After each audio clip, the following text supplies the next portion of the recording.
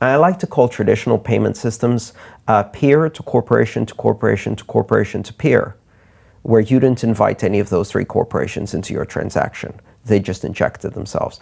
And here's the worst thing. Politicians around the world are trying to gradually reduce the usefulness of cash until they can eradicate it completely.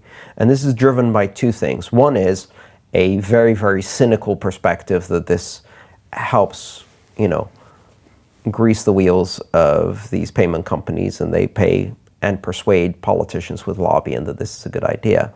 And the other one is this very misguided idea that if you eradicate cash, you'll eradicate crime, which of course you won't, because people will substitute cash with something else. And also, if the only people who are allowed to be intermediaries are the large corporations, they will commit the crime.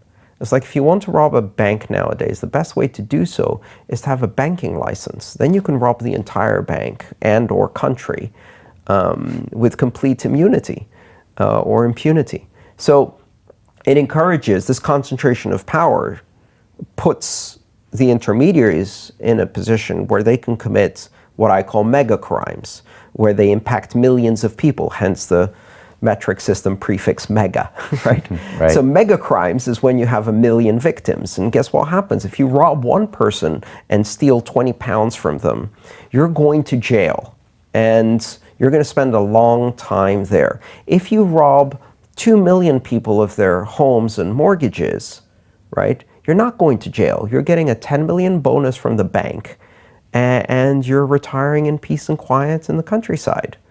That's what happens. So mega crimes are much better to commit. Unfortunately, you need a banking license to do those, which is why it's a rarefied kind of level of crime that only a few can participate.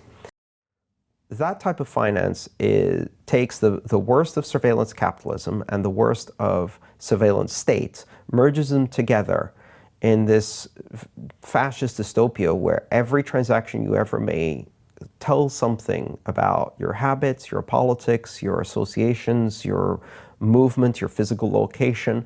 And on the one hand, all of this data gets collected and shared among all of the intelligence agencies and corporations, or leaked.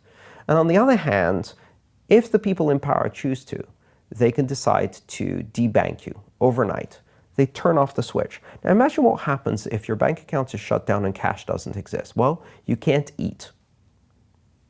You can't buy food. Done. You can't use transportation. You can't rent an apartment.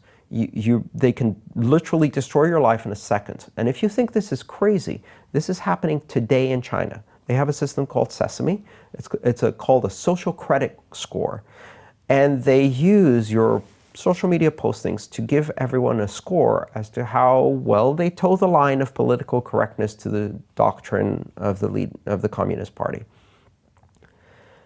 People who have a negative credit score on that system are denied access to public transportation. They're denied access to airlines, they're denied access to trains, they're denied access to jobs in the government, they're denied access to apartments to rent. They're doing that today. Now, today, those people have cash to go back on. What happens when there's no cash?